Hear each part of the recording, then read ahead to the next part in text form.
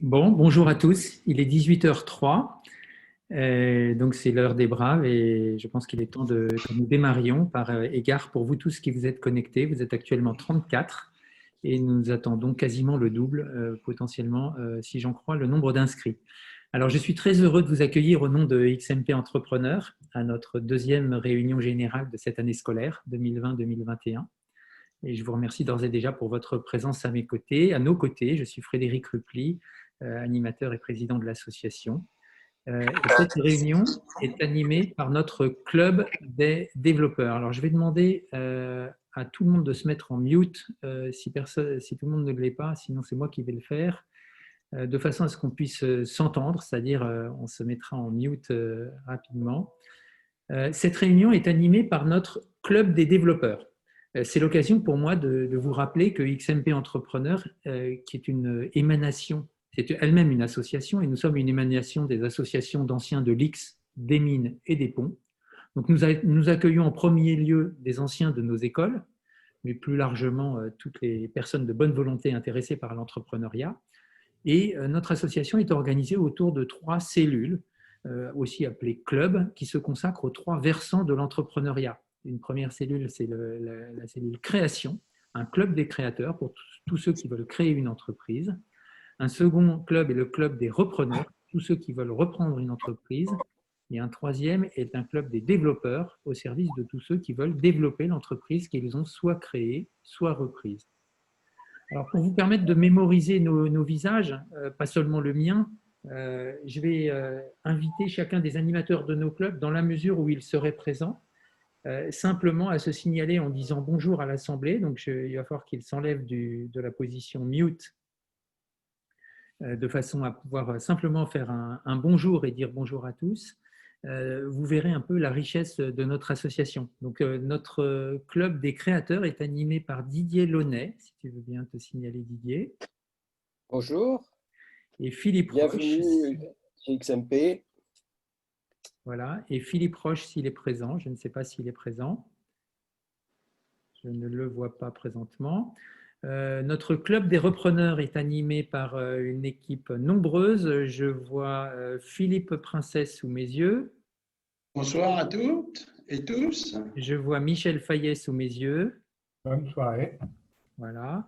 Je ne sais pas si je vois Antoine Borelli, je ne l'ai pas vu sous mes yeux, mais je ne sais pas s'il est connecté ou pas encore. Et Michel Dangui, je ne sais pas s'il est présent. Bonjour. Michel est présent, donc 3 des 4 Bonjour à tous. Du club des repreneurs. Merci à tous pour votre présence. Et notre club des développeurs, organisateur de cette soirée, est animé par Claude Chabrol. Bonjour. Je vais signaler, merci Claude. Et Philippe Roche, qui, à nouveau, je ne sais pas s'il est là. Je n'ai pas noté qu'il soit là. Très bien. Donc, vous voyez que nous sommes une équipe d'une petite dizaine d'animateurs au service de nos futurs entrepreneurs.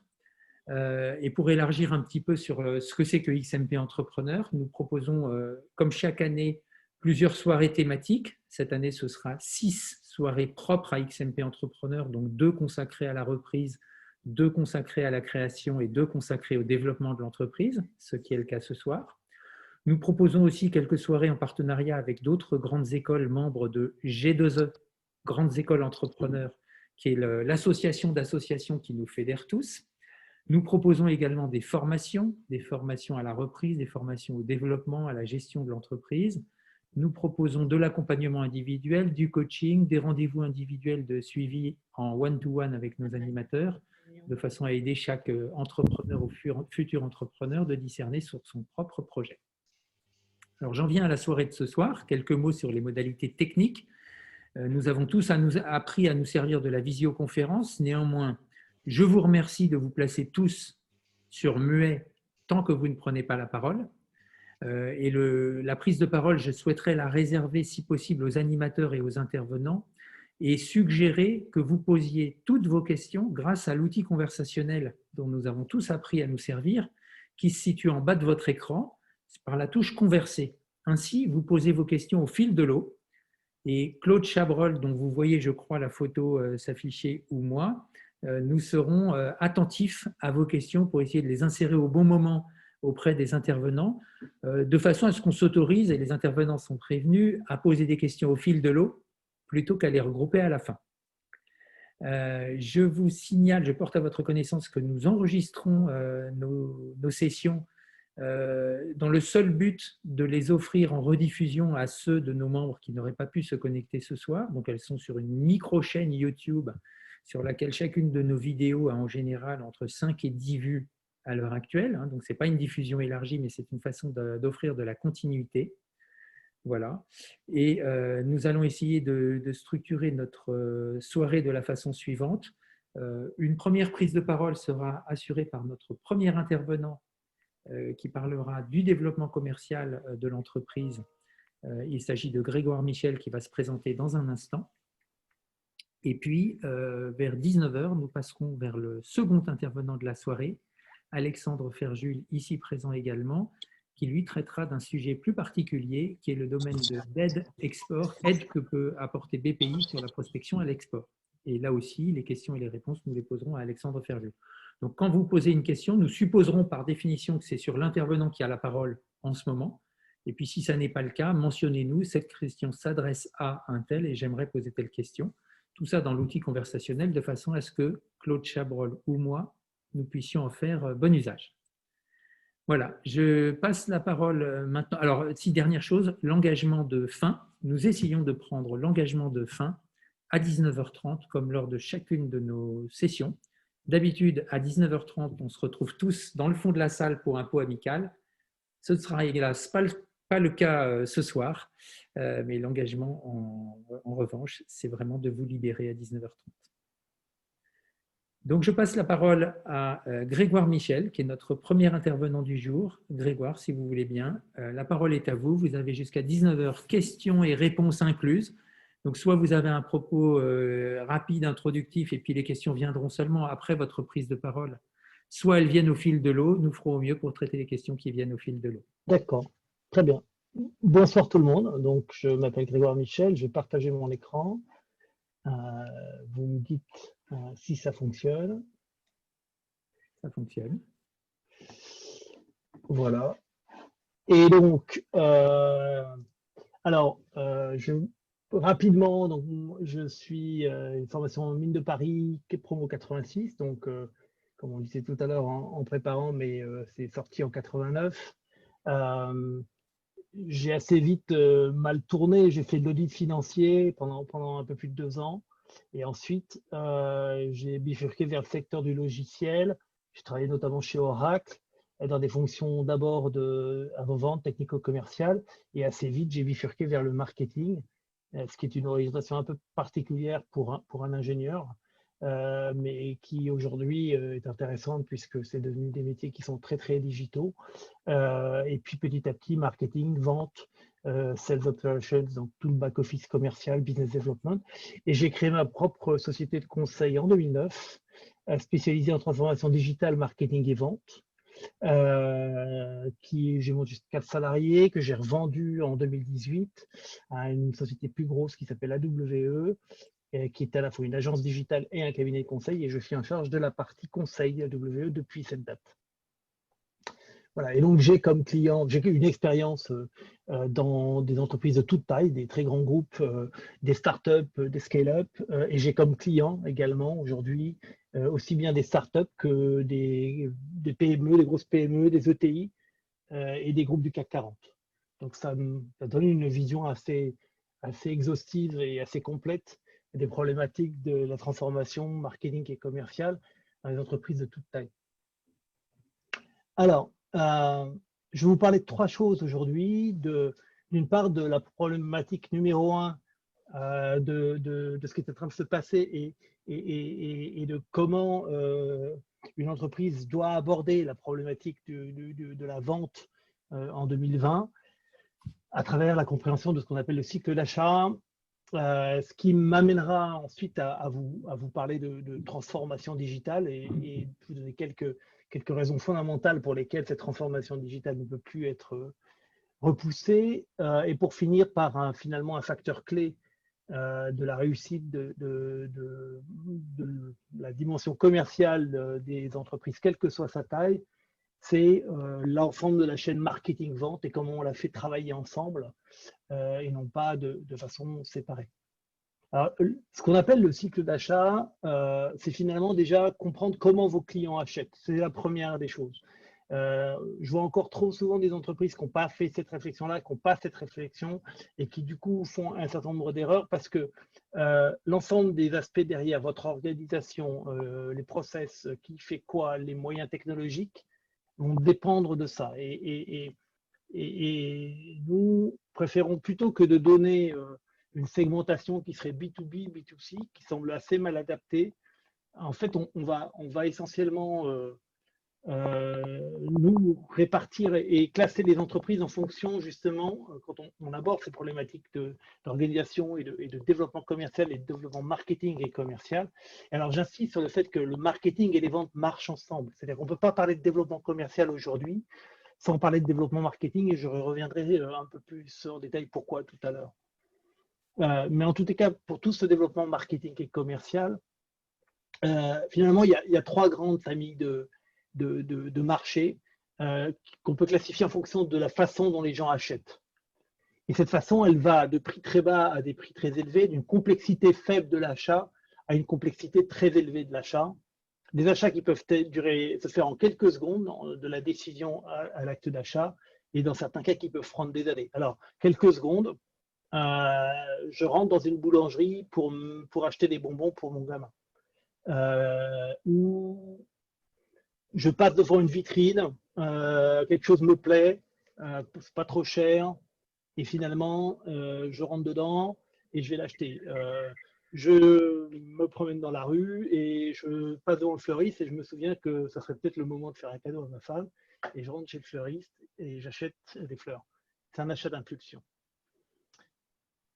Il y a beaucoup d'achats. L'essentiel des achats qu'on fait au quotidien vont être des achats transactionnels. C'est là qu'il y a les plus gros volumes, en fait. Et les achats transactionnels, ça va de vos courses, de vos courses de nourriture, à tout un tas d'achats de commodités qu'on fait dans le cadre de l'entreprise. Quand j'achète pour mon entreprise des fournitures de bureaux, on est dans l'achat transactionnel. Pas une réflexion très compliquée sur ce dont on a besoin. Les fournisseurs sont connus fondamentalement, et la décision peut se prendre assez vite, voire dans un cas très vite. Et puis à l'autre bout de la chaîne, on va avoir les achats considérés qui prennent du temps. Je vous en donner deux exemples d'achats considérés dans le domaine individuel.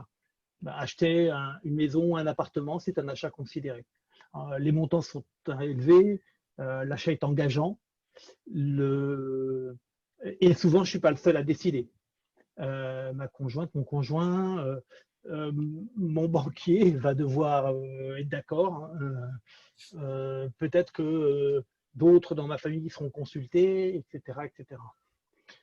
Toujours dans le domaine du particulier, il se trouve que j'ai eu comme client dans mon histoire, j'ai eu de ces dernières années comme client ESSEC Executive Education, HEC Executive Education et Sciences Po Executive Education. Et j'ai découvert ce que c'était que de vendre un executive MBA à 50 ou 60 000 euros.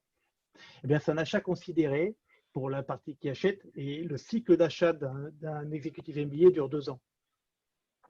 J'étais surpris de découvrir ça. Et donc, on est bien dans un achat dans lequel il y a plein d'implications. Quelqu'un qui va décider de faire un executive MBA va devoir en parler avec son employeur, on peut en parler en famille, trouver le financement. Il y a plein de conséquences et de choses qu'il faut être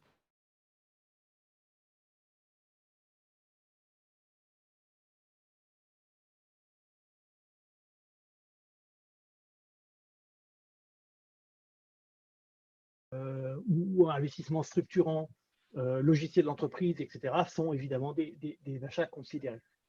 Et c'est très important de savoir où est-ce qu'on se situe quand on va aborder un marché, parce que l'ensemble des méthodes d'action derrière, mais même par exemple la nature des logiciels dont vous allez avoir besoin pour animer votre chaîne marketing-vente diffère.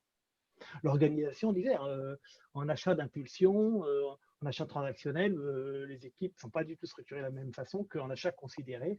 On voit bien que dans un achat considéré, l'équipe commerciale tient une place très importante, alors que dans l'achat transactionnel ou l'achat d'impulsion, les organisations sont assez différentes. En fait, on va avoir sur les achats d'impulsion et l'achat transactionnel beaucoup, par exemple, de ventes indirectes, où le fabricant de biens de grande consommation, par exemple, ne va jamais vendre directement aux particuliers. Il va passer par une société, un retailer, donc un distributeur. Souvent, il peut même y avoir plusieurs niveaux, hein.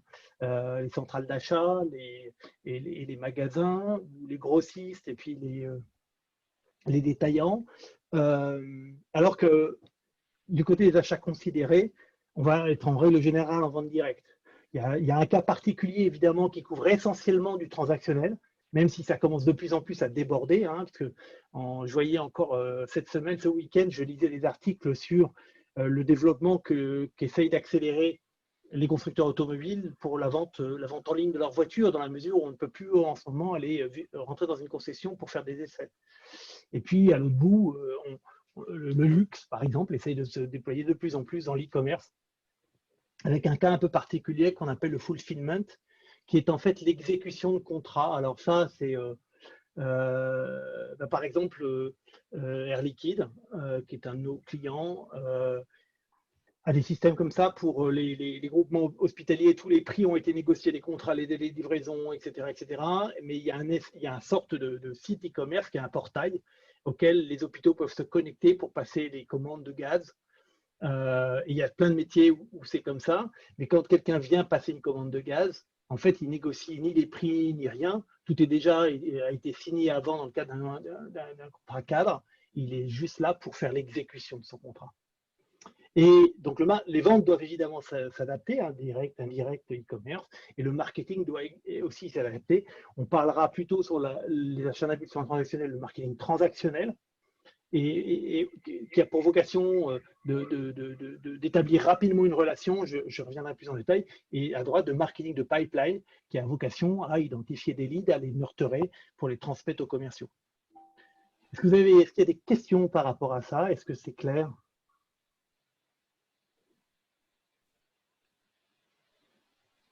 Un peu clair.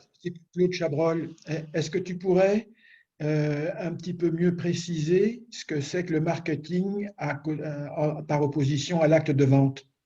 Alors, je vais y revenir, justement. C'est une bonne partie de la suite de la présentation, Claude. Effectivement, j'ai expliqué ça. Merci. Alors, juste un exemple en achat considéré, par exemple, les vendeurs, donc c'est typiquement si vous vendez des produits ou des services structurants en B2B, vous allez être confronté à ce type de problématique, mais c'est exactement la même chose si vous vendez si vous êtes promoteur immobilier, que vous vendez des appartements, par exemple. Vous avez un cycle d'achat qui est assez long, qui passe par différentes étapes. Je vais revenir un petit peu sur ces étapes tout à l'heure, ce qu'on appelle le modèle de cycle d'achat. Et ce cycle d'achat, alors, par exemple, il y a eu des études faites, par exemple, de cabinets qui montrent que sur les achats de logiciels d'entreprise, le processus moyen qui va du moment où les gens commencent à ressentir un besoin, une problématique, jusqu'au moment où ils décident, en moyenne, dure 17 mois. Là où la vente elle-même, c'est-à-dire le moment où les acheteurs sont en relation avec les commerciaux du vendeur, ça ne dure que 5 mois. Donc, on voit bien que le processus d'achat est beaucoup plus long que le processus de vente. Et le nombre de personnes impliquées est aussi beaucoup plus élevé. C'est-à-dire que dans l'acte d'achat côté acheteur, on va avoir entre 20 et 30 personnes impliquées qui vont représenter entre 150 et 200 points de touche avec le vendeur. Et une grosse partie de ces points de touche étant évidemment des visites sur le site web, des téléchargements de contenu, ou de la participation à de l'événementiel, visiter un salon, des choses comme ça. Alors que l'équipe commerciale va en moyenne toucher 5 à 7 personnes. Alors, il y a des cas où c'est plus, etc. Mais donc, on voit bien que ces achats considérés, on a un gros disconnect, hein, et un gros gap entre la totalité du cycle d'achat, l'ensemble de la réflexion, et la durée du cycle de vente qui, elle, est beaucoup plus courte. Et en fait, justement, le rôle du marketing, ça va être de combler ça en amont et je vais revenir sur comment il peut le faire, ça va être de combler ça en amont pour être certain que l'entreprise va s'adresser à son prospect sur la totalité de son cycle d'achat. Alors pourquoi c'est indispensable de le faire? Pour tout un tas de raisons, mais la première d'entre elles, c'est que les gens qui vont sur Internet aujourd'hui, ils cherchent de l'information, il faut bien qu'ils la trouvent. Donc s'ils ne la trouvent pas chez vous, c'est-à-dire si votre marketing n'a pas fait le travail de mettre cette information à disposition des futurs prospects, on ne peut pas encore dire que ce sont des prospects chauds, mais des futurs prospects, ben, d'autres le feront que vous et ces autres seront la concurrence. Oui, je vous en prie. Oui. Non. Non. Bon. Et donc, en fait, d'autres le feront et c'est la concurrence qui va le faire. D'accord.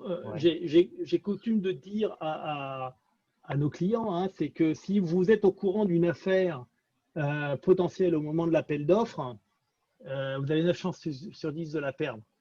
Pourquoi? Ben, ça veut dire que l'appel d'offres, il a été conditionné, il a été préparé par quelqu'un d'autre et ce quelqu'un d'autre, c'est votre concurrent. Hein, aujourd'hui, les gens vont préparer leurs appels d'offres, vont se renseigner, vont prendre de l'information sur Internet. Oui. Mettez-vous en mute éventuellement. Et donc ça, c'est vraiment un point qui est absolument essentiel de comprendre ça, c'est que le cycle d'achat dure très longtemps et que c'est vraiment le marketing qui doit faire le pont. Et donc, en fait, la première des choses qu'il faut que vous fassiez par rapport à ça, c'est vous créer un modèle de cycle d'achat. Alors, je ne vais pas vous donner le modèle type, il n'y en a pas. Il n'y a pas qu'une seule façon de le faire. Mais à quoi sert un modèle de cycle d'achat? C'est de partir des grandes étapes du cycle de réflexion pour en déduire les contenus et les actions marketing-vente que vous devez effectuer. Il y a différents modèles, il y a différentes structures qui existent sur le marché. Ça va un peu dépendre avec quel cabinet ou quelle agence vous allez travailler là-dessus. Mais ce qui est sûr et certain, c'est qu'il en faut un. Il faut avoir une compréhension de la façon dont les gens réfléchissent.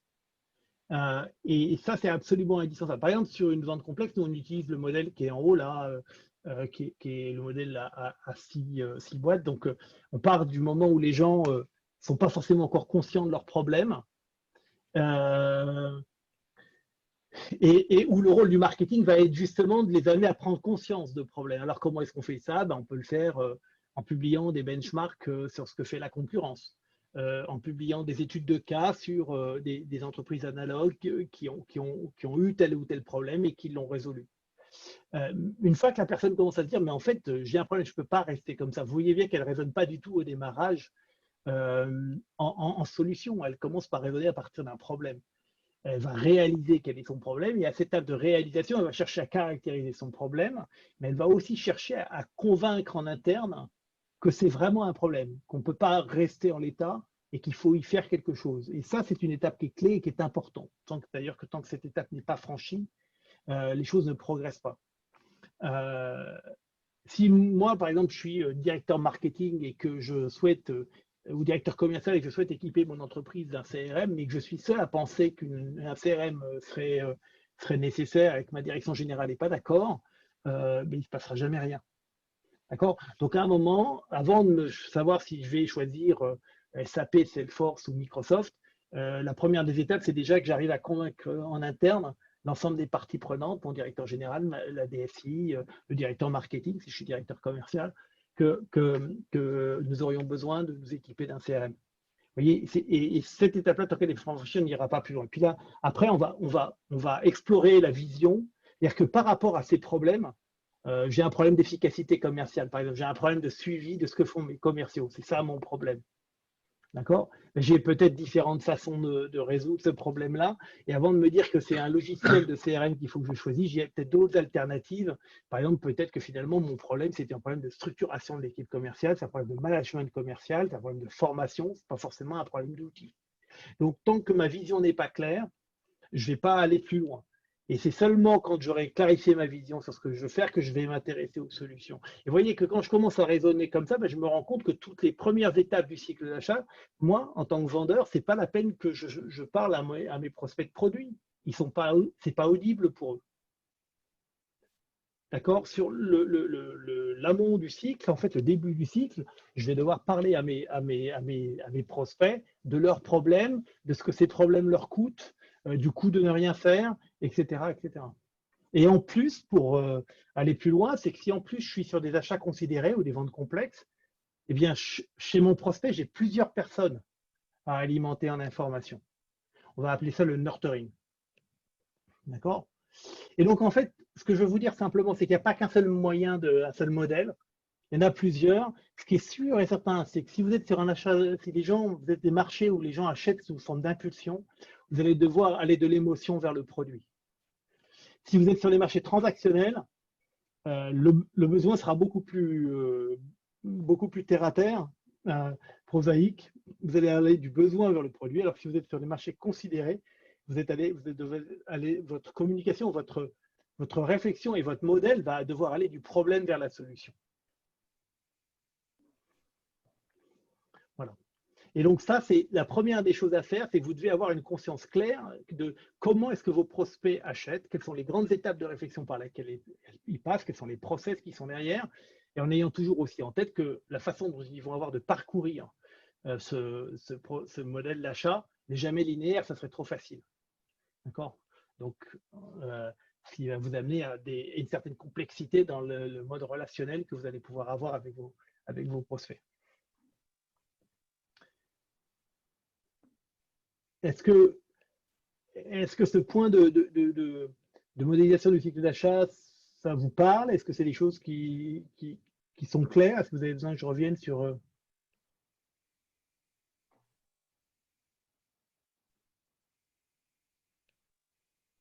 Donc, j'enchaîne. Oui, bonsoir. Effectivement, ça nous parle et c'est hyper intéressant.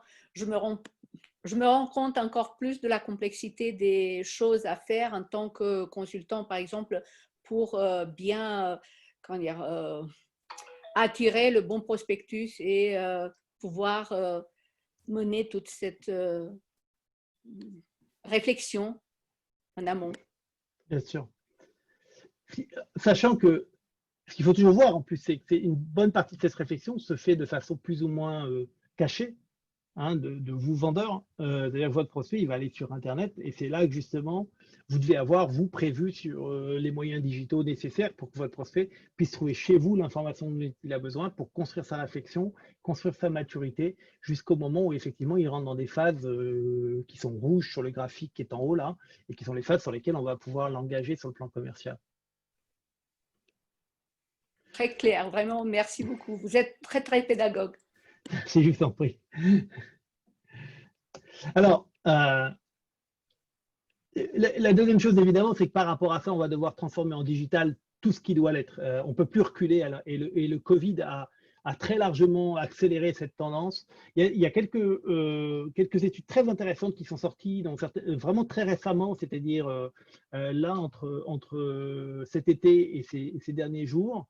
Il y a déjà Bain qui a fait une première étude à l'été, je crois que c'était en juin, qui faisait déjà remarquer que 50% des interactions entre les vendeurs et les fournisseurs, entre les vendeurs et les clients, pardon, étaient déjà virtuelles avant la pandémie.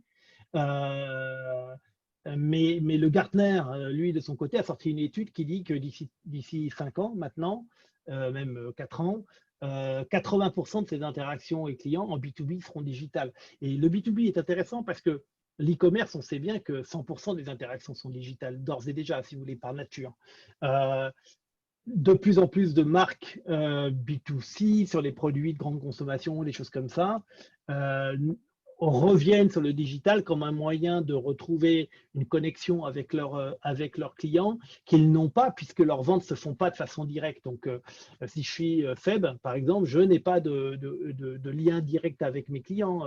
Mes produits sont vendus à travers un réseau de distribution et je ne rencontre pas physiquement mes clients. Et donc, je vais me servir du digital. Et la plupart de ces grandes marques de biens de grande consommation ont des stratégies digitales aujourd'hui qui leur permettent de reprendre contact finalement avec leurs clients. Mais même en B2B, même sur les ventes les plus complexes, 80% des interactions entre vendeurs et clients en B2B seront digitales en 2025. Sachant que là, à l'issue de la crise, McKinsey a publié il y a il y a quelques semaines ou quelques jours, un article avec quelques statistiques. Ils ont fait une étude et ils se rendent compte qu'aujourd'hui, 70 à 80% des décideurs B2B préfèrent des interactions à distance parce qu'ils se sont rendus compte qu'elles étaient plus simples à planifier, elles étaient plus sûres, elles étaient moins coûteuses. À titre personnel, juste pour vous donner un exemple, j'ai là, pendant la pandémie, vendu une prestation de conseil de 200 000 € à une grande entreprise sans aucun meeting. Je ne les ai jamais rencontrés physiquement. Tout simplement parce que ça a commencé après le début du confinement et que ça s'est terminé au mois de juin. Et que donc, finalement, personne n'a trouvé nécessaire de se voir pour les dernières étapes, sachant qu'on ne s'était déjà pas vu pour les 10 ou 15 premiers meetings. Enfin, on s'est vu en vidéo comme on se voit aujourd'hui, si vous voulez, mais on ne s'est jamais rencontré physiquement. Et le Gartner, toujours lui, dit que d'ici 2025, 60% des organisations commerciales auront évolué et seront passées d'une approche basée sur le talent des commerciaux à une approche beaucoup plus basée sur la data. Il y a beaucoup de travail en ce moment qui est fait par les fournisseurs de technologie pour apporter une approche beaucoup plus data-driven à la vente. Je n'entrerai pas dans le détail parce que ça nous occuperait largement plus que leur imparti là-dessus, mais sachez que ça existe et que c'est en plein boom, ce type de réflexion. Alors, comment s'adapter par rapport à ça? Bon, première remarque, évidemment, une forte présence web n'est plus une option. Mais une présence web, ça n'est pas simplement un site vitrine dans lequel vous allez parler de vous, de votre œuvre et de vos produits. La deuxième chose, c'est que le contenu est roi. Et même quand vous êtes une TPE, c'est absolument indispensable de prévoir qu'il va falloir produire du contenu dans votre action commerciale. Alors, ce que j'appelle du contenu, ce n'est pas des brochures produits. Bon, si je me réfère finalement au cycle d'achat que je vous exposais tout à l'heure, on a bien vu que tout l'amont du cycle d'achat, les gens n'avaient pas envie d'entendre parler de produits. Ils avaient besoin qu'on les aide à caractériser leurs problèmes, à défendre en interne le fait que ce problème était important, qu'il allait falloir bouger, éventuellement à créer une vision sur ce qui serait nécessaire de faire. Tout ça, c'est des choses sur lesquelles vous pouvez agir. D'accord ? Et c'est la notion même d'inbound marketing. L'inbound marketing, c'est la technique qui consiste à faire en sorte que ce soit le prospect qui vous trouve et non pas vous qui trouviez le prospect. Et donc, pour ça, vous allez mettre des contenus en ligne. Une partie de ces contenus va être gratuit, libre d'accès. Une partie de ces contenus va être protégée derrière des formulaires et qui va permettre au prospect de s'identifier et de dire moi, en échange de ce livre blanc, je suis prêt à donner mes coordonnées parce que voilà. Et la qualité de ce contenu va être absolument clé. Ça ne sert à rien de faire du volume pour le plaisir de faire du volume, parce qu'en fait, c'est déceptif et que les gens se détournent. Donc, il faut vraiment que ce soit du contenu qualitatif et qui couvre les différentes étapes du cycle d'achat qu'on a modélisé en amont. C'est assez différent du contenu de marque.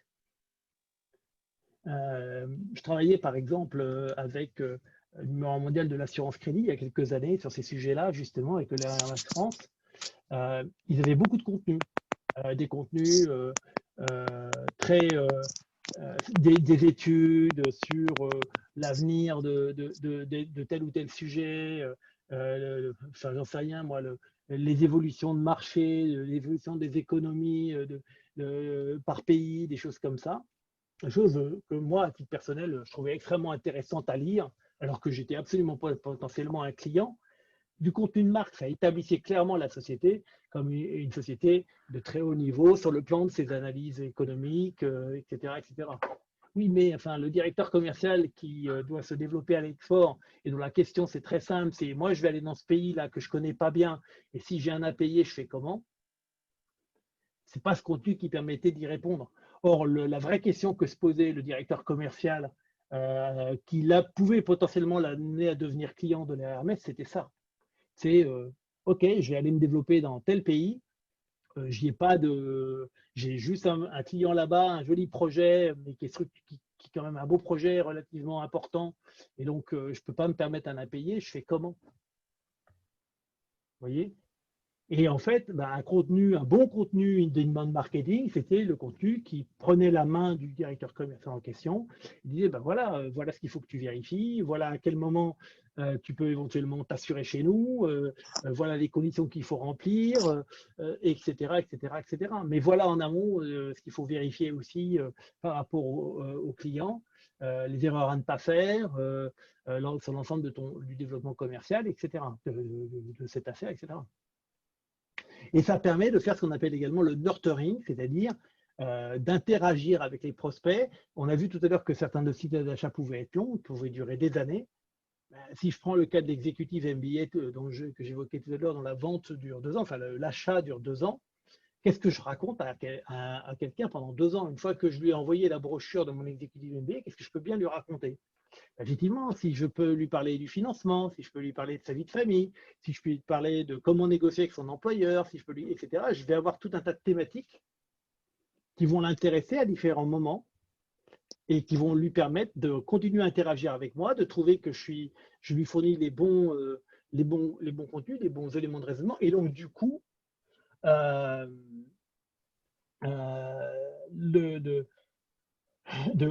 aussi de construire une relation de confiance avec ses futurs prospects qui va compter beaucoup au moment de sa décision finale. Le troisième sujet, c'est qu'évidemment, la présence sur les réseaux sociaux est incontournable. Alors, lequel réseaux sociaux? Je n'ai pas de réponse toute faite, ça va vraiment dépendre de votre cible, mais sachez que voilà, entre Facebook, LinkedIn, Twitter, Pinterest, etc., etc., il y a plein de choses, l'étendue des possibles est considérable, que vous ne pourrez probablement pas tout faire et que c'est important de le choisir judicieusement. Donc, ça, c'est un point qui est absolument essentiel et évidemment, on ne peut plus aujourd'hui se passer de ça. Et en même temps, il y a beaucoup d'erreurs encore, il y a toute une étiquette à comprendre et à connaître. Je vous prends un exemple tout simple. Je reçois à peu près 3 fois par jour des demandes de mise en contact des gens que je n'ai jamais vus et qui ont un truc à me vendre. Et qui m'envoient un mail en me disant ils utilisent des outils d'automatisation qui sont interdits et s'ils se font repérer, d'ailleurs, ils vont se faire blacklister par le réseau social. Et ils me disent, est-ce qu'on peut rentrer en contact et se parler 5 minutes parce que j'aurais telle solution à vous vendre. Le résultat des courses, c'est que moi, je les blacklist à chaque fois. Ce n'est pas la bonne méthode. D'accord? Ça ne marche pas du tout. Hein. Et j'ai encore discuté avec des collègues concurrents, on fait un peu le même métier, mais on se connaît bien il n'y a pas si longtemps, qui me disaient qu'ils avaient fait des études chiffrées sur le sujet et que les taux de rentabilité de ce genre de choses étaient extrêmement faibles et que les dégâts en termes d'image étaient importants. Point suivant, l'outillage est indispensable. Donc, il vous faut un outil de gestion de contenu pour votre site web. Alors, il y en a qui sont gratuits, hein, pas forcément des choses qui coûtent très cher. Drupal ou des produits comme ça, enfin, sont tout à fait gratuits et permettent de faire des sites web de très bonne qualité alors il faudra quand même payer un prestataire pour le faire, mais je veux dire, on n'est pas sur des volumes et des budgets qui sont très très élevés. Vous aurez peut-être besoin d'un CRM / Salesforce Automation pour vos interactions commerciales si votre métier, si votre secteur fait appel à des commerciaux, parce que si vous faites de l'e-commerce, ça sera plutôt un outil d'e-commerce dont vous aurez besoin.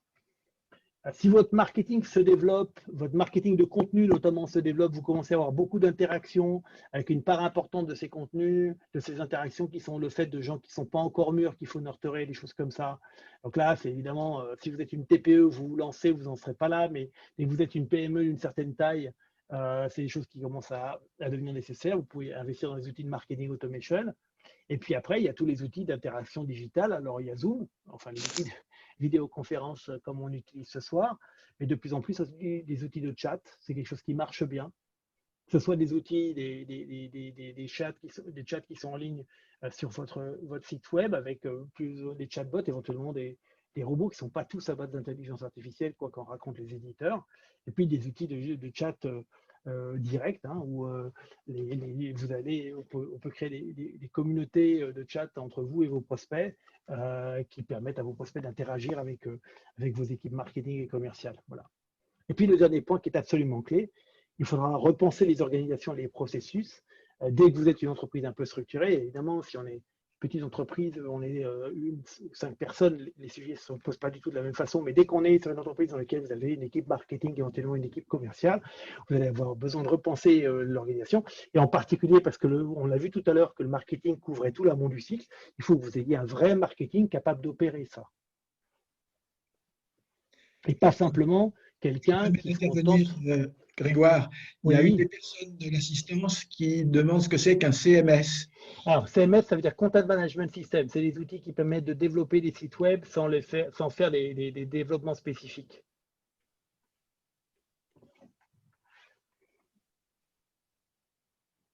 Et une autre personne de l'assistance faisait remarquer dans votre chapitre sur le contenu combien il était important que le contenu soit en résonance et proche des priorités des clients.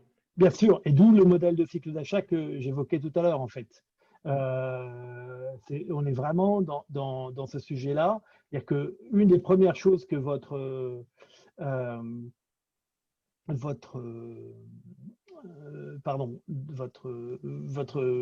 modèle de cycle d'achat va vous permettre de faire, c'est d'identifier justement les préoccupations de vos prospects.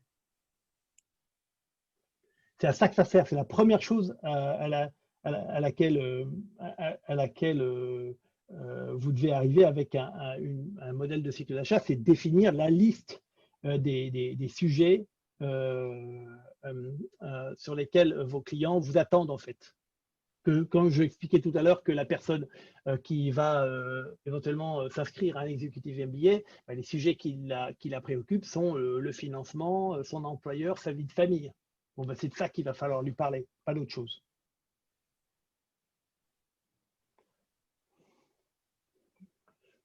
Donc, typiquement, je parlais de Drupal, WordPress, mais il y en a plein, hein, des CMS sur le marché. Ce que je veux juste dire là-dessus, la seule chose qu'on peut dire là-dessus, pour faire vite, c'est faites pas développer un site web à la main par quelqu'un en PHP, enfin dans un langage informatique quel qu'il soit. D'accord? Parce que c'est immaintenable. Prenez des outils du marché. Si vous prenez un outil comme Drupal, par exemple, hein, voilà, ou WordPress, il y a des centaines de gens sur le marché, des milliers de gens en France qui savent faire ça. Et donc, si vous êtes une petite entreprise, vous voulez vous lancer, c'est vraiment comme ça que vous pouvez commencer et surtout pas vous faire enfermer dans une plateforme.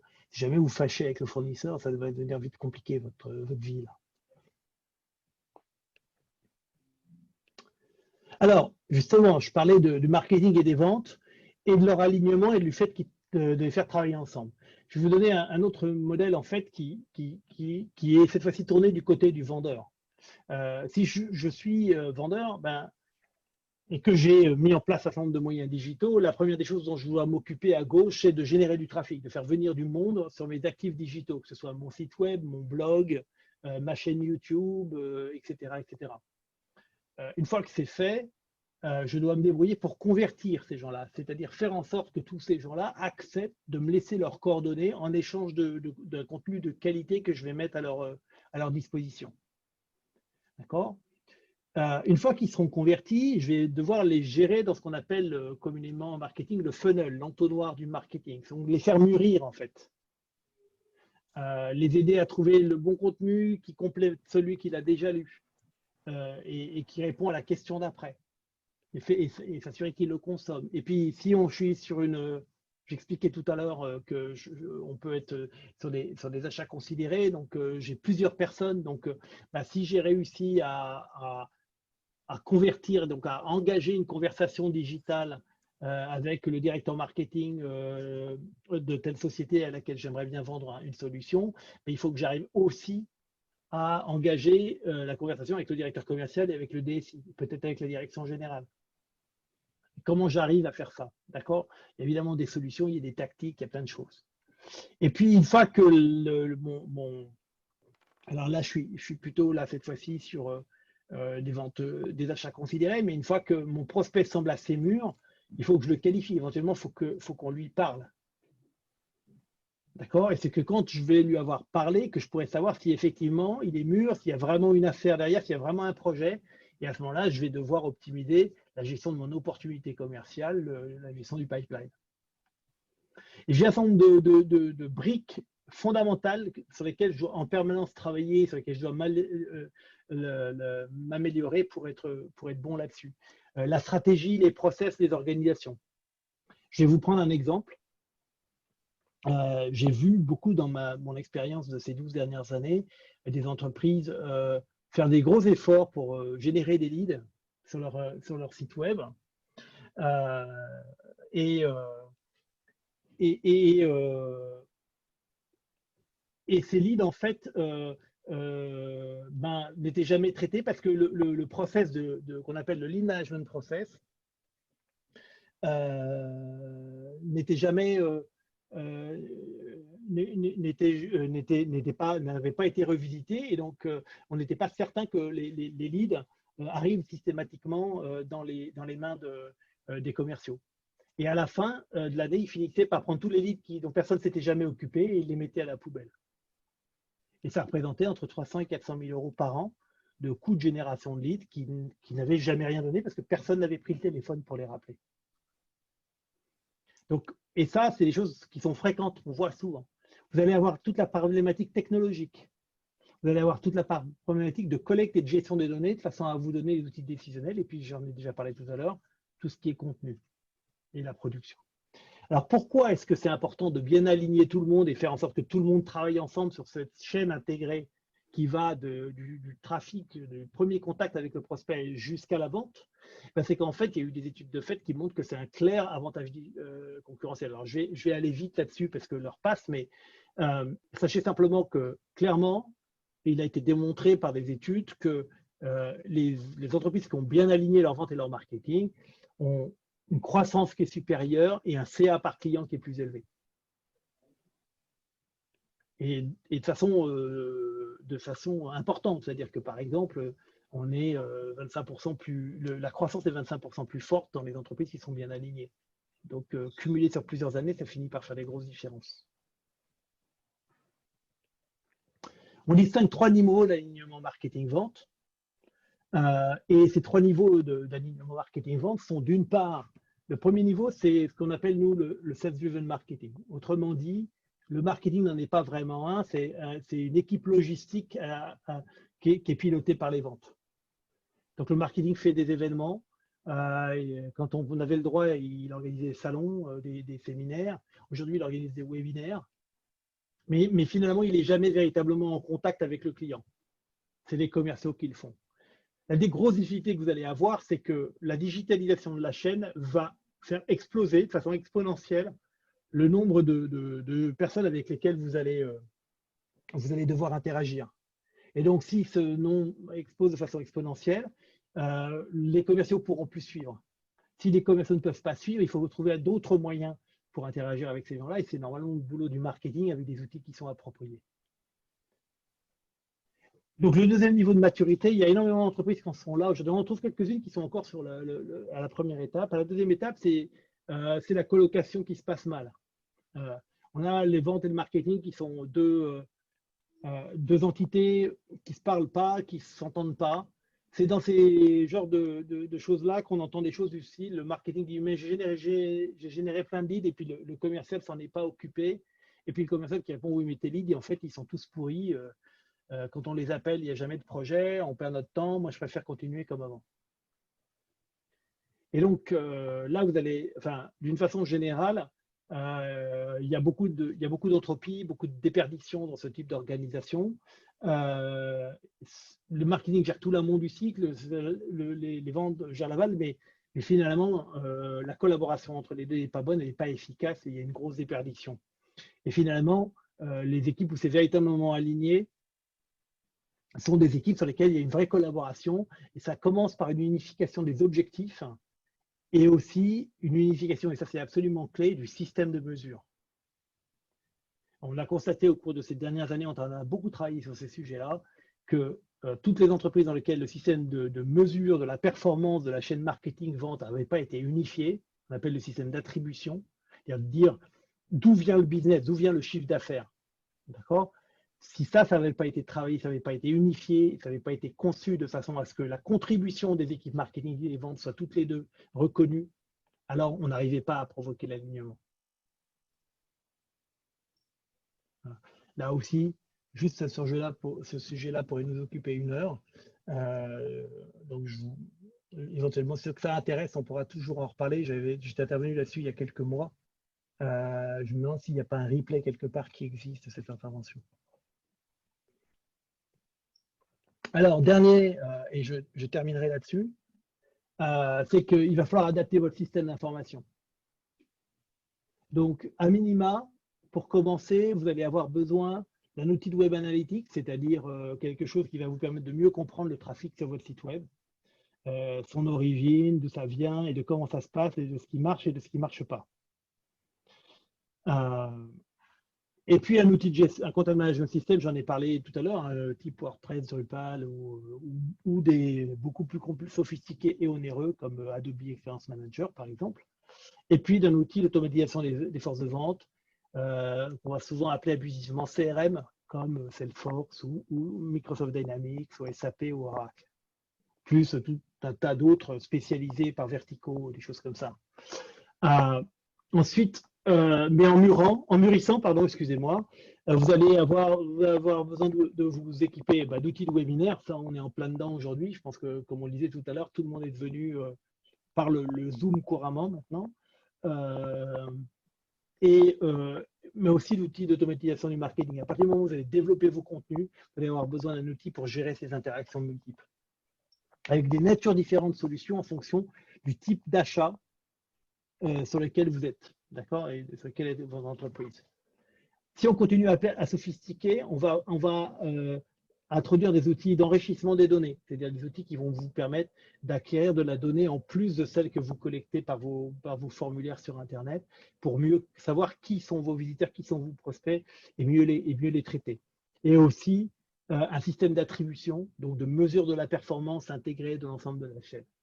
Et enfin, si on veut complexifier vraiment encore et aller à une maturité complète, on va rajouter des outils comme des chatbots, comme en B2B, le Lead to Account Matching Outils, qui sont des outils qui permettent de reconnaître automatiquement à quelle entreprise appartient un visiteur sur votre site web. Et puis les plateformes de ce qu'on appelle le Sales Engagement, qui permettent en fait de faire en sorte que les commerciaux et le Sales Engagement disposent de beaucoup plus d'informations, disposent de recommandations sur le contenu, personnalisé en fonction du cycle de vente du client, etc. etc. Voilà un peu, très rapidement, en peu de temps, mais l'ensemble de cette problématique, donc, qui se termine sur les problématiques de système d'information. Est-ce que vous avez des questions?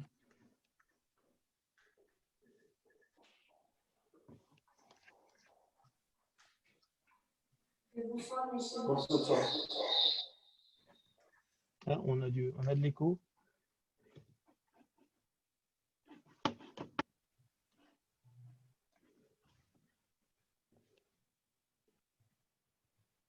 Moi, j'en ai une, peut-être, si la question ne vient pas, c'est que quand je vois ce que vous nous exposez, on est quand même en train de parler de changements un peu culturels pour ceux qui n'ont pas les compétences. Je vois que c'est justement une des questions qui m'est posée en privé. Il faut toujours faire venir des compétences nouvelles dans la PME traditionnelle pour mettre en place tout ça. C'est tout à fait vrai. Des compétences souvent que les PME ont du mal à s'offrir.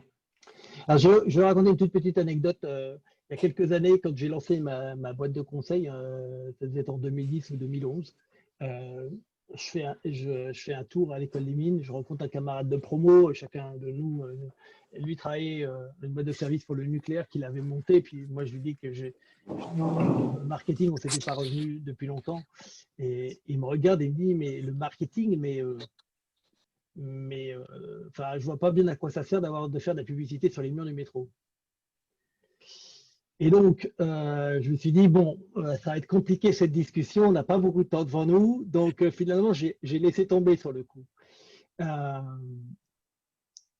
C'est effectivement un métier qui s'est considérablement transformé, où on garde une part de créativité, une part de création, ça reste évidemment important, mais il y a une part aussi scientifique, il y a beaucoup de données.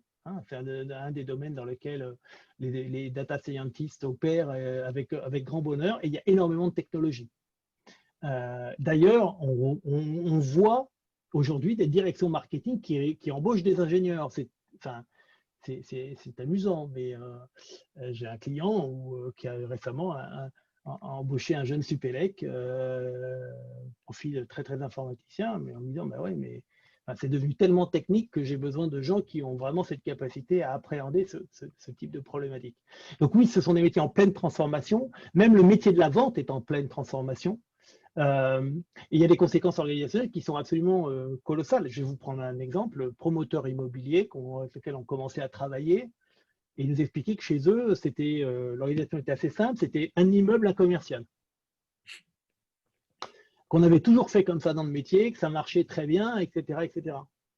Et je leur dis oui, mais enfin, on commence à regarder un peu les données. Je dis, mais d'accord, mais enfin, quand même, en région parisienne, banlieue ouest, des immeubles, vous en avez quand même un tous les kilomètres et demi, ou à peu près, quoi. Si je prends la petite couronne depuis Montrouge jusqu'à Clichy, en passant par Courbevoie, ça fait beaucoup d'immeubles. Donc, qu'est-ce qui se passe quand un client fait des demandes sur Internet sur plusieurs immeubles? Oh, ben il se débrouille. Bon, il se débrouille. La vérité, c'est qu'on a été regardé, puis qu'on s'est rendu compte qu'il y avait eu un record et quelqu'un qui avait été rappelé par 7 commerciaux dans la même semaine de la même boîte.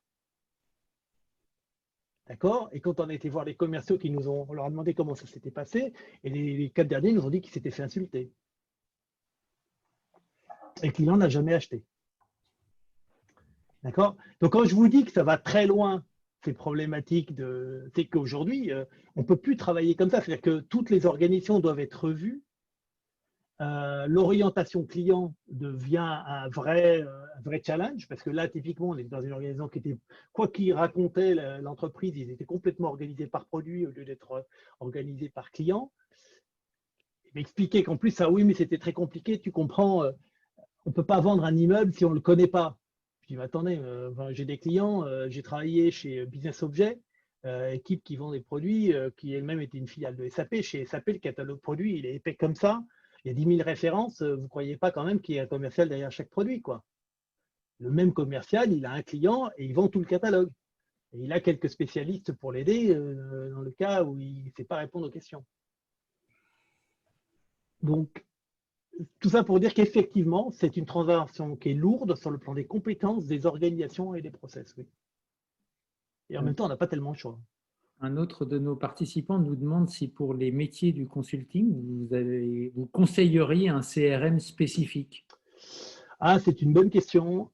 J'en ai pas trouvé. Ça dépend ce qu'on appelle si c'est vraiment du consulting ou si c'est plutôt du placement de l'ESN. Il y a une solution dont j'ai plus le nom en tête, mais je pourrais éventuellement retrouver qui est une solution qui est de staffing en fait, mais c'est pas vraiment un CRM. Sinon, moi j'utilise Salesforce et j'ai utilisé Salesforce pendant très très longtemps. Je l'ai adapté à mon métier de consultant et puis voilà quoi. Ça a l'avantage d'une plateforme qui est facilement adaptable. C'est même son principal avantage parce que c'est une des plus chères du marché, mais par contre, elle est très flexible.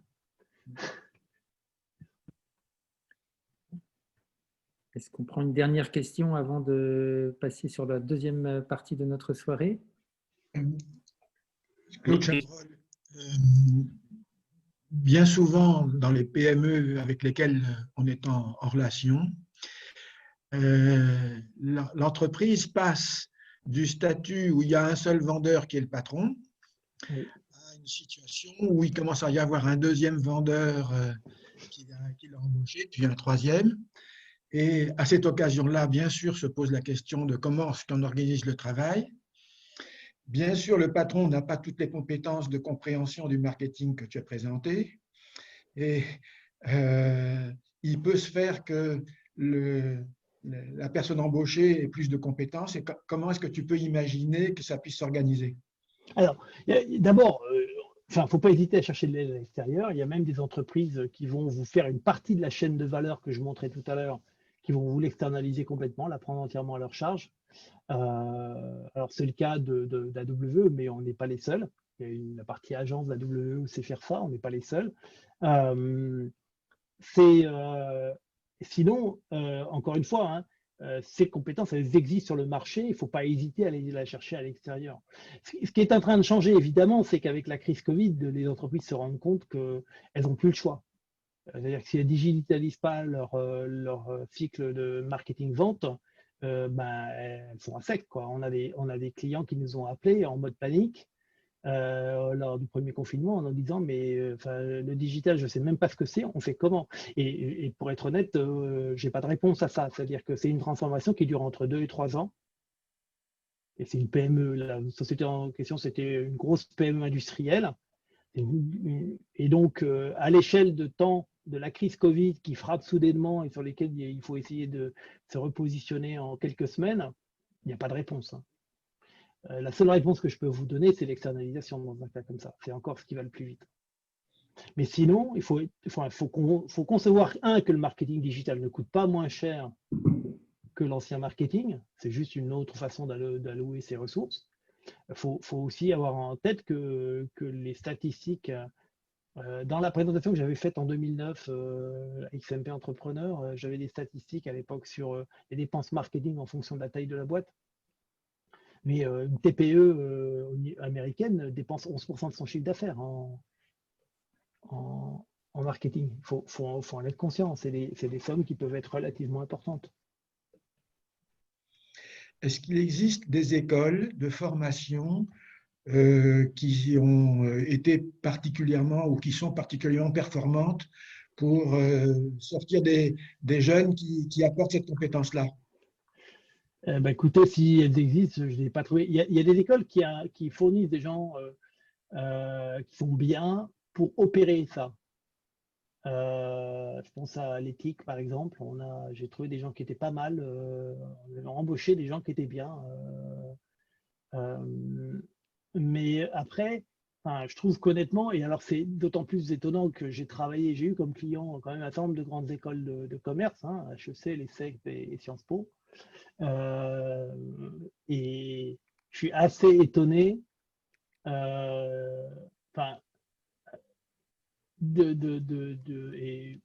bon, pour rien vous cacher, j'ai mon fils qui termine le SCP là où on se parle, et je suis assez étonné de ce qui contiennent ces programmes de marketing et de vente, on va dire.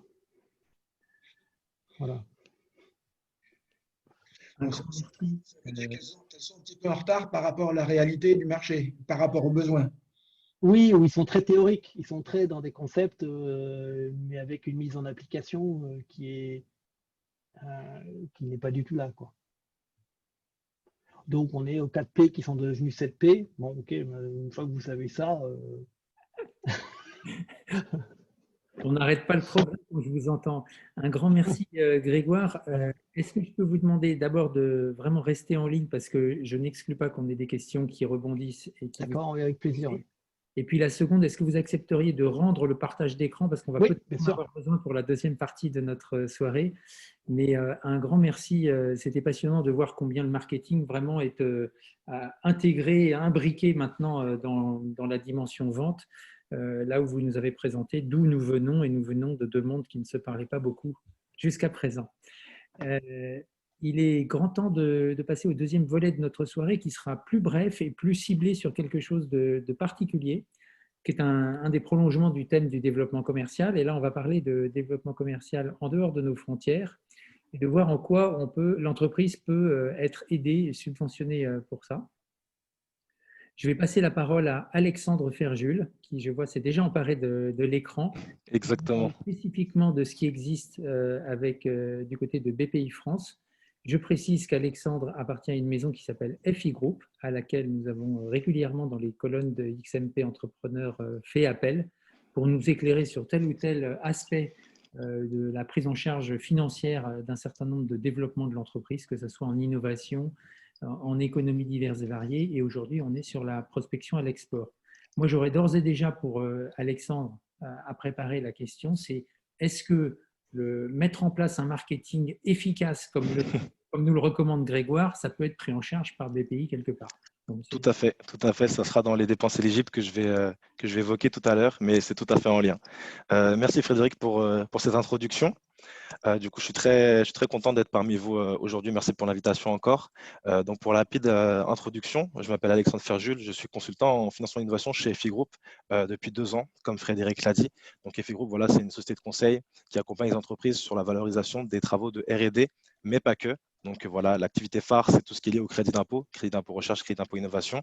Et il y a une autre partie donc, dans l'équipe dans laquelle j'évolue qui accompagne les entreprises dans la recherche et l'obtention de financement public pour les projets futurs, donc pour les dépenses qui n'ont pas encore été engagées sur des domaines qui concernent l'innovation, la croissance, également l'export, qui est le sujet d'aujourd'hui, car je vais vous présenter du coup le dispositif qu'est l'assurance prospection, qui est opéré par BPI France sur sa branche export, et qui est vraiment le dispositif phare vers lequel on dirige les entreprises qui ont un projet de prospection à l'international.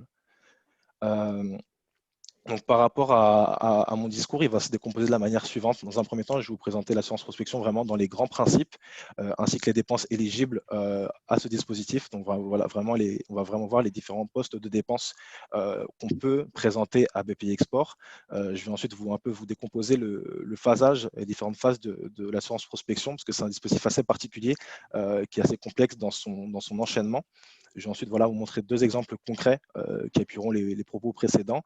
Puis je vous énumérer un peu les éléments qui constituent le dossier de demande d'aide que l'on du coup dépose auprès de BPI Export pour pouvoir demander l'assurance prospection. Donc par rapport à l'assurance prospection dans les grandes lignes, l'objectif c'est vraiment de prendre en charge des projets de prospection de marché à l'export et donc à l'international. Il ne faut pas confondre prospection et délocalisation. Vraiment, ce que BPI France veut appuyer, c'est la prospection, donc aller chercher de nouveaux prospects, aller générer de nouveaux leads à l'international, tout en gardant le savoir-faire en France, ce qui est du coup différent de la délocalisation où on veut juste changer de lieu d'implantation d'activité. Donc, c'est un double intérêt, l'assurance prospection. Ça va permettre d'assurer l'entreprise contre le risque d'échec commercial à l'étranger. Parce que voilà, quand on va chercher de nouveaux marchés à l'export, il y a un risque, il y a toujours un risque d'ailleurs, que ce soit d'ailleurs en France ou à l'international. Mais voilà, ça permet de prendre en charge une partie des dépenses. Et du coup, c'est un soutien financier également. Même en cas de succès, ça permet d'un peu d'amortir les différents coûts de prospection. Pour sa mise en œuvre, donc c'est vraiment, il n'y a pas de deadline, on peut candidater à ce dispositif tout au long de l'année. Par rapport au taux de financement, il permet de prendre en charge 65% des dépenses de prospection éligibles, dépenses que je vous présenterai dans la slide suivante, sur une zone géographique définie à l'avance, c'est-à-dire que lorsqu'on dépose un dossier, on va déposer un dossier qui va correspondre à un budget donné avec des dépenses futures qui sont éligibles. Et également, on va déposer un dossier sur une zone géographique définie, donc avec des pays entre 3 à 4 généralement qu'on aura choisi à l'avance. L'aide prend forme d'une avance remboursable en cas de succès et d'une subvention en cas d'échec. Ça aussi, c'est une notion un peu particulière des dispositifs publics que je vous expliquerai un peu plus en détail par la suite. Par rapport aux entreprises qui sont éligibles à l'assurance prospection, voilà les différents critères d'éligibilité. Donc, ça concerne toutes les entreprises françaises de biens ou de services hors négoce international. Je sais d'expérience que voilà, BP Export dit que ça concerne toutes les entreprises, mais malheureusement, les ESN n'ont pas trop la cote parce qu'ils estiment que voilà, les ESN qui ont une activité au travers de consultants, lorsqu'ils vont prospecter de nouveaux marchés, ça va être pour recruter des consultants sur place, du coup des consultants qui ne sont pas, qui n'évoluent pas en France, et souvent ce n'est pas pris en compte, ce n'est pas éligible à l'assurance prospection. J'ai déjà réussi à faire passer des dossiers d'entreprises qui sont des ESN, mais avec difficulté. Donc c'est un point à prendre en compte. Donc ces entreprises doivent avoir un chiffre d'affaires inférieur à 500 millions d'euros, un bilan minimum de 12 mois et des fonds propres suffisants. Les fonds propres, donc les capitaux propres en général, sont un des critères vraiment qui est redondant dans les cahiers des charges des aides publiques, que ce soit pour l'innovation, la croissance ou l'export. Donc ce montant qui est au passif du bilan va vraiment permettre aux financeurs de se rendre compte que l'entreprise a une certaine solidité financière pour pouvoir porter le projet et également assurer la part d'autofinancement qui n'est pas pris en charge par le dispositif qui est l'assurance prospection dans notre cas. Par rapport aux dépenses éligibles, Là, je vous mets vraiment les grands postes qui reviennent assez souvent, mais et je pourrais vous transmettre également, il y a un PDF qui recense vraiment tous les postes des dépenses un par un. C'est un PDF de 5-6 pages qui est vraiment assez détaillé, qui émane directement de BP Export, qui recense davantage et avec plus de détails les dépenses éligibles. Mais voilà, on a 3 grandes catégories. Donc, on a les dépenses liées au personnel. Donc, par rapport à ces dépenses, ça a concerné du coup le recrutement de personnel export, les indemnités de VIE, donc le volontariat international à l'étranger, les frais salaires lors des déplacements, voyages et séjours des salariés de l'entreprise, donc avec des frais de bouche, des frais de rémunération qui sont forfaitaires par jour passé dans les pays prospectés, et également tout ce qui est formation linguistique pour le personnel qui va du coup travailler sur le projet de prospection. On a également des dépenses de communication qui vont concerner tout ce qui est participation à des salons commerciaux internationaux qui vont permettre du coup à l'entreprise de se faire voir à l'international et de générer des leads et d'apporter du coup du business directement. Tout ce qui est frais de publicité, frais de marketing, développement d'un site internet pour du coup les biens du projet d'export sont éligibles à l'assurance prospection. La dernière catégorie, c'est un peu le fourre-tout, j'appelle ça les autres dépenses, mais on peut retrouver ici du coup les frais de fonctionnement des filiales ou bureaux commerciaux. J'incite sur le trait commercial, voilà, comme j'ai dit, c'est vraiment de la prospection et non pas de la délocalisation. Donc, il faut vraiment que ce soit juste des entités sur place à l'étranger qui permettent de générer des leads, comme je l'ai dit. On peut également mettre comme dépenses éligibles des études de marché, du conseil juridique, de la mise aux normes, etc., pour adapter les produits sur le marché visé. Est-ce que jusqu'à là, vous avez des questions par rapport aux dépenses éligibles? Je vous transmettrai de toute manière la présentation ainsi que le PDF de BP Export qui recense toutes les dépenses éligibles. Je vais continuer s'il y a des questions au fil de l'eau, n'hésitez pas. Excusez-moi, j'ai une question. Quand vous dites avance remboursable, oui. Le remboursement se fait dans quelles conditions? Alors justement, c'est la slide d'après. Je vais l'expliquer dans la slide d'après, mais vous avez bien anticipé la diapositive. Merci beaucoup. Alors, voici un peu comment se découpe du coup un projet de prospection à l'international dans le cadre de l'assurance prospection. Il est divisé en 3 phases, en 3 grandes périodes. La première période, c'est la période de prospection. Donc, imaginons qu'avant cette période, on a monté un dossier de demande d'aide, on l'a déposé, il a été validé par BP Export et le contrat est signé. Au tout début de cette période de prospection, qui est de 2 ou 3 ans, c'est au choix de l'entreprise, 50% de l'aide vont être versées à l'entreprise. C'est-à-dire que l'entreprise aura présenté un budget. Par rapport à ce budget, BPI Export aura garanti un budget final. Ils ne prennent jamais 100% du budget qu'on leur présente. Souvent, ils coupent à moitié ou à 60%. Ils ont l'habitude de faire ça très, très souvent. Du coup, ils vont se baser sur le budget qu'eux garantissent. Et sur ce budget-là, comme je l'ai dit, ils vont financer 65%. Donc là, ils vont verser la moitié de l'aide au début de la période de prospection. Et pendant cette période, l'entreprise, du coup, va effectuer ses dépenses éligibles qui sont comprises dans le budget garanti par BP Export et générer ou non du chiffre d'affaires sur la zone prospectée qui a été définie à l'avance dans le dossier monté. À la fin de la période de prospection, du coup, dans mon exemple, c'est 2 ans, mais elle est de 2 ou 3 ans, comme je l'ai dit auparavant, l'entreprise va devoir en fait rendre à BP Export un ERD qui est un état récapitulatif des dépenses éligibles qui va permettre en fait de justifier que sur la période de prospection, voilà, quelles ont été les dépenses qui ont été effectuées par l'entreprise et qui sont éligibles.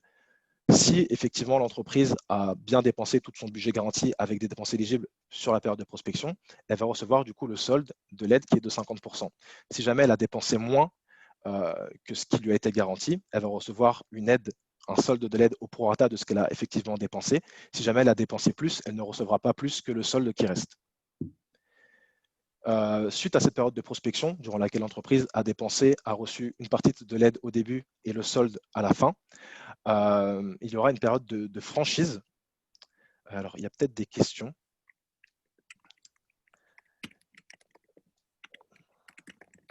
Non, c'est bon, je vois que Laura y répond. Je ne sais pas si certaines personnes connaissent, mais l'ancien nom de l'assurance prospection, c'est la COFAS. Peut-être que ça fait plus écho dans les oreilles de certaines personnes. Donc voilà, c'était un petit aparté. Donc la période de franchise qui suit la période de prospection, c'est une période pendant laquelle voilà, il n'y a pas grand-chose à dire. L'entreprise continue de générer ou non du chiffre d'affaires à l'export. Et à la fin de sa période de franchise, qui est toujours de 2 ans, l'entreprise, qu'elle ait généré du chiffre d'affaires ou non, va rembourser un minimum de 30% de l'aide ou s'il est supérieur, 10% du chiffre d'affaires généré à l'export. Donc, il y aura toujours un remboursement minimum à rendre à BP Export, soit 30% de l'aide. Enfin, le remboursement minimum sera toujours de 30%. Si jamais le chiffre d'affaires généré sur la période de prospection, plus de franchise, 10% de ce chiffre d'affaires généré est supérieur à 30% de l'aide, il faudra rembourser ces 10%. Par la suite, on arrive sur la période de remboursement qui est de 1 année de plus qu'à la période de prospection, du coup 3 ou 4 ans en fonction du choix de l'entreprise. Chaque trimestre, l'entreprise remboursera 10% du chiffre d'affaires export généré sur la zone géographique définie à BP Export. Avec les exemples chiffrés que je vais vous montrer par la suite, ça va être beaucoup plus concret. Mais grosso modo, si une entreprise n'arrive pas à générer de chiffre d'affaires export sur la zone qu'elle a décidé lors du montage de son dossier, elle recevra 50% de l'aide au début de la période de prospection, 50% de l'aide à la fin de sa période de prospection. À la fin de la période de franchise, elle remboursera 30% de l'aide qui lui a été versée, parce que c'est le remboursement minimum, mais elle n'aura rien à rembourser par la suite, étant donné qu'elle n'a pas généré de chiffre d'affaires. Si une entreprise arrive à générer un chiffre d'affaires export sur la zone géographique définie qui est incroyable, elle remboursera du coup sur toute la période de remboursement jusqu'à ce qu'elle ait terminé de rembourser l'intégralité de l'aide qui lui a été versée ou jusqu'à atteindre de la fin de la période de remboursement. Donc justement, voici des exemples concrets qui vont peut-être plus faire écho. Donc voici le premier exemple. Donc là, ici, on a un budget garanti de 100 000 euros avec un taux de financement toujours de 65% sur 2 années de prospection. Donc voilà, la première année, donc au début de la période de prospection, l'entreprise reçoit 29 500 euros. Pourquoi pas 32 500 qui devrait être, étant donné que c'est 50% de l'aide, parce que voilà, BP Export se prend 3% de primes qui retiennent sur le premier versement. Donc 3% du budget total par rapport au premier versement, on arrive bien à 29 500. Donc là, voilà, la période de prospection se termine. L'entreprise n'a pas généré de chiffre d'affaires. Elle a bien dépensé ses 100 000 euros avec justificatif. Elle reçoit donc le solde de l'aide qui est de 32 500. Elle a donc reçu à l'heure actuelle 62 000 euros, étant donné que BPI s'est octroyé 3 000 euros de prime. S'ensuit la période de franchise, période pendant laquelle cette entreprise n'arrive pas à générer de chiffre d'affaires sur la zone de prospection définie. C'est-à-dire qu'à la fin de la période de franchise, l'entreprise doit rembourser du coup 19 500 euros qui équivalent à 30% de l'aide versée. S'ensuit du coup la période de remboursement sur 3 ans, étant donné que la période de prospection était de 2 ans dans le cas de cette entreprise. La première année de la période de remboursement, l'entreprise n'a toujours pas généré de chiffre d'affaires export sur les pays visés. Elle ne rembourse donc rien. Et la deuxième année, on voit qu'elle a réussi à faire un chiffre d'affaires export sur la zone de 20 000 euros. Elle va donc rembourser 10% de ce chiffre d'affaires export qui est de 1 000 euros. La troisième année, elle a fait 45 000 euros de chiffre d'affaires export sur la zone. Elle va donc rembourser 10%. On voit qu'au total, l'entreprise n'a rendu que 6 500 euros à BP Export, c'est-à-dire qu'elle a un surplus de 36 000 euros par rapport à ce qui lui a été versé et qui du coup se transforme en subvention. Est-ce que j'ai pu répondre à la question de Claude de tout à l'heure? Est-ce que c'est clair? Très bien. Mon second exemple, c'est pour une entreprise qui cette fois-ci a un budget de 200 000 euros sur 3 années de prospection. Même principe, elle reçoit 50% de l'aide au début de la période de prospection et le solde à la fin de cette période, avec toujours 3% du budget total que s'octroie BP Export. Période de franchise, voilà. Ici, l'entreprise va rembourser 10% du chiffre d'affaires export qu'elle a généré entre la période de prospection et la période de franchise, étant donné que ces 10%, donc 10% de 620 000 euros générés, sont supérieurs à 30% de l'aide versée. Et on voit que cette entreprise, vraiment, c'est jackpot. Elle a réussi à faire du chiffre d'affaires tous les ans depuis le début de sa prospection. Et au bout de la troisième année, elle a fini de rembourser l'aide totale qui lui a été versée. Et donc, elle n'a plus rien à rembourser et elle n'a pas de perte, hormis les 6 000 euros que s'est octroyé BPI. Et du coup, là, c'est véritablement une avance remboursable. On lui a versé de l'argent au début de période qu'elle a intégralement rendu par la suite. Dernier point, comment se constitue le dossier de demande d'aide, parce que je vous ai un peu montré comment s'agençait le dispositif. Maintenant, il faudrait un peu savoir comment on y candidate. Donc, ce qui est demandé par BPI France, tout se passe sur une plateforme en ligne, donc c'est assez accessible, c'est facile d'emploi. Et BPI France, du coup, demande des réponses courtes à 4-5 questions avec vraiment un nombre de caractères limité par rapport à l'activité de l'entreprise, le projet, le nombre d'années de prospection, les pays visés, etc. Et qui est du coup adossé à un tableau Excel financier qui va permettre de rendre compte des dépenses prévisionnelles éligibles et des retombées en termes de chiffre d'affaires sur la zone, ainsi que des documents administratifs comme les liasses fiscales, le CABIS, l'organigramme, tout ce qui est répartition capitalistique, etc. D'expérience, on sait que voilà, les réponses courtes que l'on met sur la plateforme en ligne de BPI Export ne suffisent pas aux financeurs pour que ça ne suffit pas en fait pour se rendre compte vraiment de ce qui va être fait dans le cadre du projet de prospection.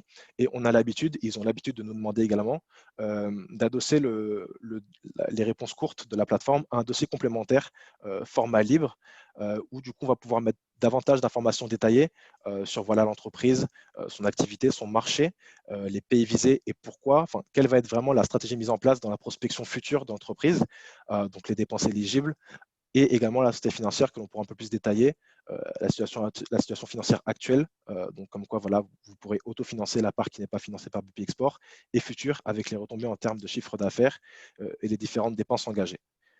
Donc par rapport à l'instruction, comme j'ai dit, c'est un dispositif qui est accessible tout au long de l'année, il n'y a pas de deadline. Et une fois qu'on a déposé le dossier, BPI Export revient presque tout le temps avec des questions complémentaires sur certains points du budget et du dossier complémentaire également. Certaines fois, ils me demandent d'enlever des pays et de toute manière, c'est eux qui définissent le budget final qui est garanti. Point particulier, du coup, comme je l'ai dit, c'est eux qui définissent le budget final. Donc, si demain, je dépose un dossier avec un budget de 200 000 euros que j'ai prévu, ils peuvent très bien me dire, sur ces 200 000 euros, on vous garantit que 100 000 euros que l'on va financer à 65%. C'est vraiment eux qui ont le dernier mot. On peut avoir plusieurs contrats d'assurance prospection à la fois, c'est-à-dire que demain, si une entreprise veut déposer un projet de prospection, d'assurance prospection pour l'Allemagne et l'Italie, par exemple, elle peut, 12 mois après le dépôt de la précédente demande, déposer et demander une autre assurance prospection pour d'autres pays. On ne peut pas avoir des contrats en parallèle pour les mêmes pays, mais par contre, dans 12 mois, je pourrais déposer une nouvelle assurance prospection pour aller chercher, par exemple, la Belgique et le Pays-Bas.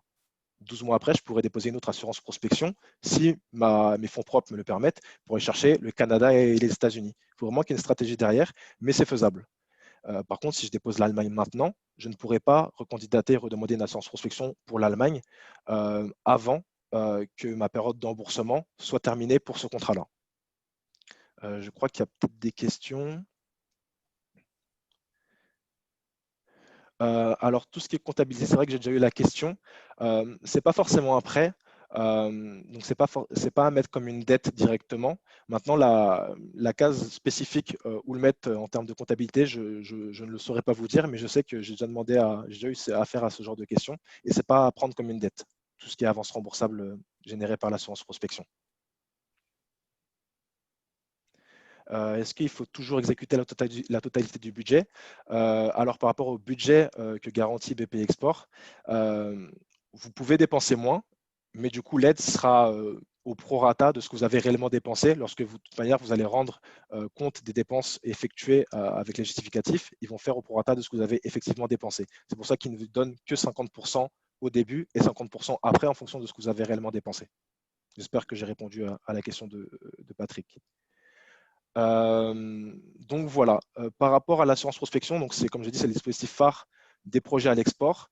Mais comme j'en parlais avec Frédéric la dernière fois, il y a possiblement un autre dispositif qui pourra intéresser certains et certaines d'entre vous.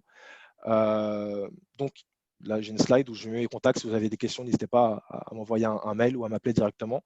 Je suis disponible et là pour ça, je vous ai également mis une fiche dispositif qui récapitule tous les éléments de l'assurance prospection et une autre fiche dispositif qui concerne du coup le dispositif PMUP, qui est cette fois-ci un dispositif uniquement destiné aux entreprises implantées en Île-de-France, donc qui ont au moins un bâtiment en Île-de-France ou qui sont immatriculés en région Île-de-France. Là, ce n'est pas une aide que pour l'export, c'est une aide à la croissance des entreprises. Donc, il y a différents axes qui vont pouvoir être financés. Ici, le financement est sous forme de subvention. Ce n'est pas le sujet de mon intervention aujourd'hui, mais si vous êtes intéressé, vous pouvez également m'envoyer un mail pour ce dispositif que j'ai récapitulé dans cette dernière slide. J'ai une question, Oui. Alexandre. J'ai l'impression que je reviens sur le dispositif prospection export. J'ai l'impression que c'est quelque chose qui est essentiellement tourné vers la prospection en vue de décrocher des ventes et pas tant, si je fais le lien avec la première partie de notre soirée, pas tant le fait pour l'entreprise de se structurer et de se munir d'un dispositif de marketing qui va s'imbriquer dans les ventes, donc toute la partie amont, génération de contenu, avoir les bons outils pour faire en sorte que les clients commencent à rentrer dans l'entonnoir qui va peut-être déboucher sur des ventes un jour. Ma question, c'est dans les dépenses éligibles, Oui. est-ce qu'on peut faire autre chose que de financer du voyage d'un commercial qui va aller prospecter, mais aussi le fait de doter l'entreprise d'outils marketing en vue de faire cette prospection export? Alors effectivement, tout ce qui est marketing digital à destination de marchés internationaux, donc de marchés à l'export, ça peut être éligible dans l'assurance prospection. J'ai eu des entreprises qui ont candidaté et qui ont du coup reçu une aide de l'assurance prospection, qui ont mis dans leurs dépenses éligibles la génération de leads avec une stratégie de marketing digital à travers, par exemple, les réseaux sociaux, avec de la génération de leads avec certains logiciels, mais il ne faut pas que ça soit développé en interne. Ça doit être fait par des prestataires externes. Donc voilà, ces frais faits par des prestataires externes peuvent rentrer dans les dépenses éligibles tant qu'il y a une stratégie en fait export derrière et que ça peut générer du coup des leads et donc du business pour l'entreprise, ça peut être éligible.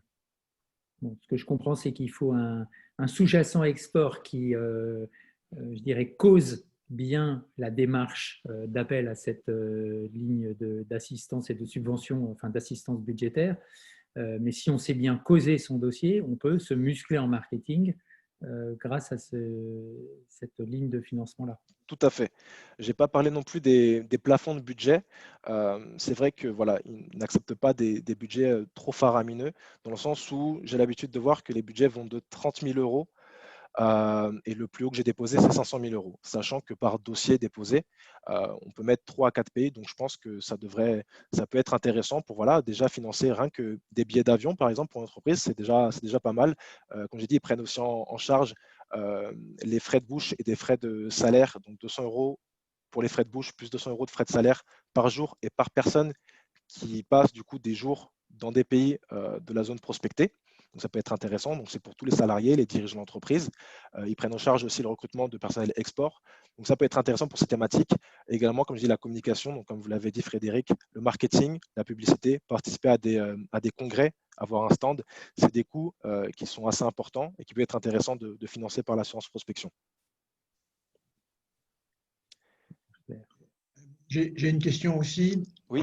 Au-delà du simple aspect financier, apport d'argent, est-ce que BPI apporte aussi d'autres services du genre introduction vers des intermédiaires qui connaissent bien le pays de destination ou le marché de destination?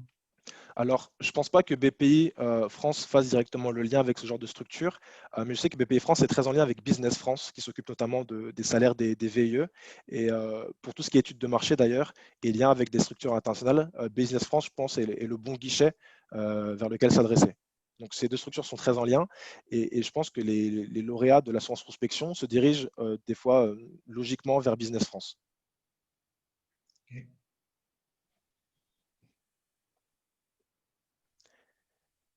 Est-ce qu'il y a d'autres questions que vous aimeriez poser à l'un ou à l'autre de nos intervenants?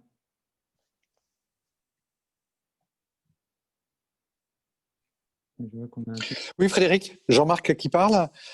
Sur la première intervention, au-delà du support de présentation que tu nous as promis, et merci beaucoup, est-ce qu'il y aurait un document, un livre, enfin, comment on peut comment dire, l'intervenant a bien résumé, comme quoi même dans les écoles aujourd'hui, on n'apprend pas ça. Et donc, ce sera très difficile à recruter. Comment peut-on un peu plus se former à l'occasion, le soir, un livre, quelque chose à faire?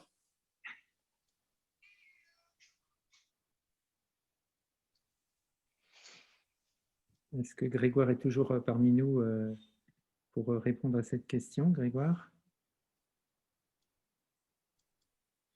Pardon, j'étais en mute et du coup, est-ce que vous pouvez me redire la question? Oui, pardon Grégoire. Donc, merci pour l'intervention et on aura les supports de présentation qui sont très utiles. On voit bien la complexité du sujet et il est assez peu enseigné, tu le disais bien dans la présentation. Est-ce qu'il existe, je ne sais pas, une bonne bibliographie, un bon livre à lire qui pourrait nous éclairer sur ce qui se fait en la matière? Alors, sur tous les aspects, non, mais il y a quelques livres intéressants. Il y a sur les aspects de positionnement, il y a un livre qui s'appelle Crossing the Chasm, qui s'appelle Geoffrey Moore. Le livre n'est pas tout récent, mais il reste très d'actualité. Donc là, on est plutôt sur les problématiques de stratégie d'offre et de positionnement. Il y a un certain nombre de livres qui sont parus, Lead Management for the Complex Sales, des choses comme ça, Lead Generation for the Complex Sales. Après, les éditeurs de logiciels ont adopté des approches de type stratégie de contenu et un certain nombre d'entre eux publient des choses très très intéressantes. Vous trouverez des choses vraiment bien faites chez HubSpot, chez Adobe Marketo. HubSpot, c'est une solution intéressante pour une petite boîte d'ailleurs, tiens, qui combine à la fois CRM et Marketing Automation, une application assez simple. C'est pas très scalable, c'est-à-dire que si vous avez des projets de grossir beaucoup, c'est pas la solution qu'il vous faut. Mais pour une société qui veut se lancer dans du digital et avoir une solution qui les accompagne et qui tient bien la route, ça peut être un bon choix. Donc, ces éditeurs, en fait, vont publier beaucoup de choses et souvent des choses de bonne qualité qui vous permettent quand même d'apprendre énormément. Justement parce qu'ils ont appliqué un peu les recettes que j'évoquais tout à l'heure. Bon, là, quand vous avez des demandes particulières, je vous propose puisque les intervenants nous font la gentillesse de laisser leurs coordonnées sur les slides qui vous seront transmis, n'hésitez pas à les solliciter. Ils se feront un plaisir, soit dans le cadre de l'amitié qui nous lie, soit de vous faire des propositions de poursuite qui peuvent être dans l'un et l'autre des véritables missions concrètes. Bien, si nous n'avons pas d'autres questions, comme il est 19h33, je constate que nous avons un public extrêmement discipliné, c'est très agréable. J'ai demandé juste à Alexandre s'il peut nous rendre la main au niveau du partage d'écran. Pas de problème. Moi, je voudrais remercier chaleureusement nos deux intervenants du jour. Tous les deux, vous avez su nous captiver sur deux sujets qui se conjuguent dans la dynamique du développement de l'entreprise. Donc, un grand merci. Un grand merci à nos auditeurs qui nous ont accompagnés tout au long de cette soirée avec un questionnement riche et généreux. Je vais faire en sorte que l'association puisse mettre à votre disposition à la fois la vidéo pour ceux qui en auraient manqué des morceaux. Ce sera sur notre mini-chaîne YouTube et vous recevrez le lien.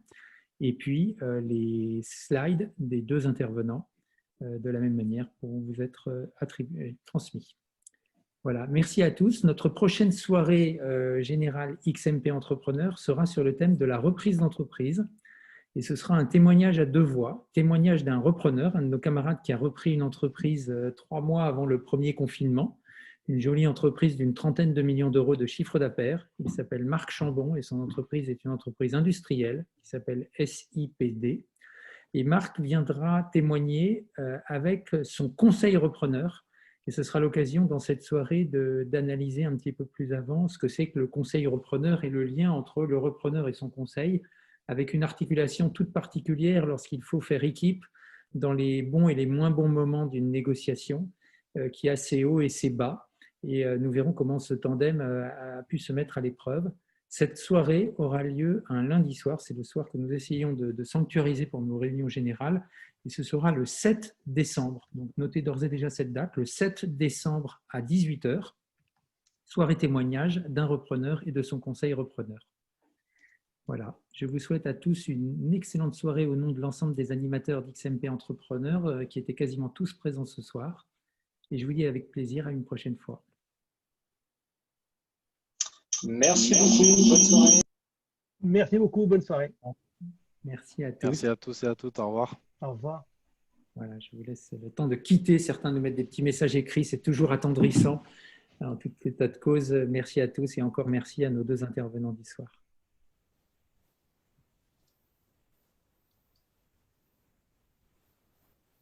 Merci Frédéric, à bientôt.